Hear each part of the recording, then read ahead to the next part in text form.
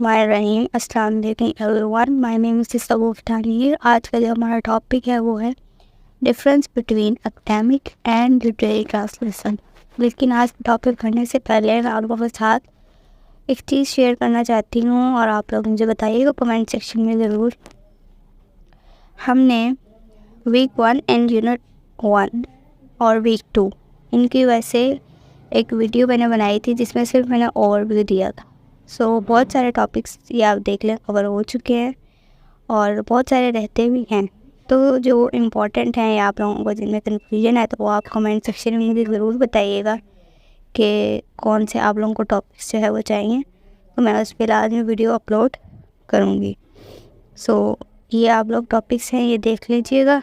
जो उन सा भी आपको कन्फ्यूजिंग लगे आप बताइएगा। देते हैं आज का टॉपिक स्टार्ट करते हैं। Difference between academic and literary translation. हमने इसका डिफरेंस सीखना है। ये बेसिकली लास्ट वाले वीक्स में से है। और एकेडमिक का मतलब क्या होता है, जैसा कि एकेडमी से निकला ये, जैसा कि आप एकेडमी में जाते हैं, वहाँ जाकर पढ़ते हैं तो तालीम को कहते हैं। जैसा कि ये यहाँ पे जो पीस ऑफ राइटिंग हम पढ़ रहे हैं बुक्स में जो लिखा हुआ है वो एकेडमिक है। और इसमें उन्होंने कौन कौन सी एग्जांपल्स दी हुई हैं, एक दी हुई है आर्टिकल ट्रांसलेशन, एक एसे ट्रांसलेशन, एक एकेडमिक पेपर्स और एक ट्रांसलेशन ऑफ जर्नल्स।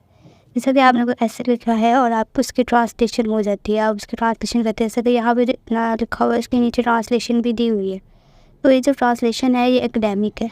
और इस एकेडमिक ट्रांसलेशन में ऐसा नहीं हो सकता कि कोई भी एरर्स हों, ठीक है। ये बड़ी केयरफुली की जाती है और इसकी प्रॉपर ट्रेनिंग भी होती है, रिफ्रेशर्स कोर्सेज भी होते हैं, जैसे कि इन्होंने बताया हुआ है। ट्रेनिंग होती है, रिफ्रेशर्स कोर्सेज होते हैं, कंप्रहेंसिव रिसर्च होती है कि जो इन्होंने यहाँ पे नीचे ट्रांसलेशन की हुई है इंग्लिश टू उर्दू, यानी कि ये एकेडमिक है, ये एकेडमिक पीस ऑफ पेपर है। लेकिन ये ज़रूरी नहीं है कि ये पब्लिश्ड हो, यानी कि ये पब्लिश के लिए नहीं होती, ये सिर्फ एजुकेशनल पर्पसेस के लिए होती है।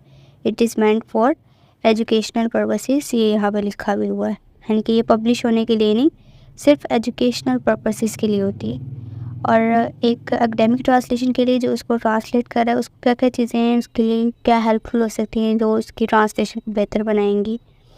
नंबर 1, उसको टेक्स्ट अंडरस्टैंड करना चाहिए, प्लॉट और ताकि वो अपने माइंड में जो भी वो पीस ऑफ राइटिंग ट्रांसलेट कर रहा है, अगर उसको टेक्स्ट के बारे में पता होगा, उसका प्लॉट पता होगा, उसके राइटर के बारे में पता होगा, या वो पीपल जिनके लिए लिखा गया है, तो उसके माइंड में एक स्केच क्रिएट होगा और ट्रांसलेट करने में डॉक्यूमेंट्स ज़्यादा आसानी होगी कि वो जो ट्रांसलेट करेगा वो एग्जैक्टली वही होगा जो राइटर ने लिखा है, उसका इंटेंट है कि लोगों को कन्वे किया जाए।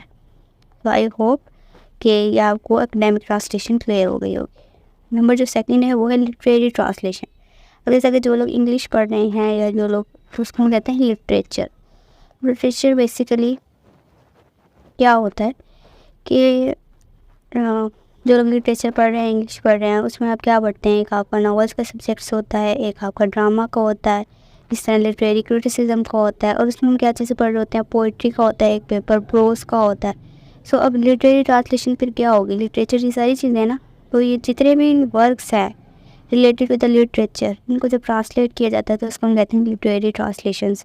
जैसा कि अगर जो लोग BS इंग्लिश कर रहे हैं उनको ये बात पता होगी कि जैसा कि चौसर का जो वर्क है वो बेसिकली मिडेवल लैंग्वेज में लिखा गया है, या अगर हम बहुत सिंपली देखें तो वो वर्क्स जो कि ग्रीक राइटर्स ने लिखे हुए हैं, ठीक है, और वो ग्रीक लैंग्वेज है, तो हम उसको एज इट इज़ तो नहीं पढ़ सकते उनकी लैंग्वेज में, तो हम उसको जो ट्रांसलेशन होती है, जैसा कि अगर हम और सिंपली देखें, हम ना जाएँ ग्रीक में, कुछ ट्रांसलेशन होती हैं जैसा कि पर्शिया में हो गई, फ़ारसी में हो गई, और उसको फिर इंग्लिश में कन्वर्ट किया जाता है।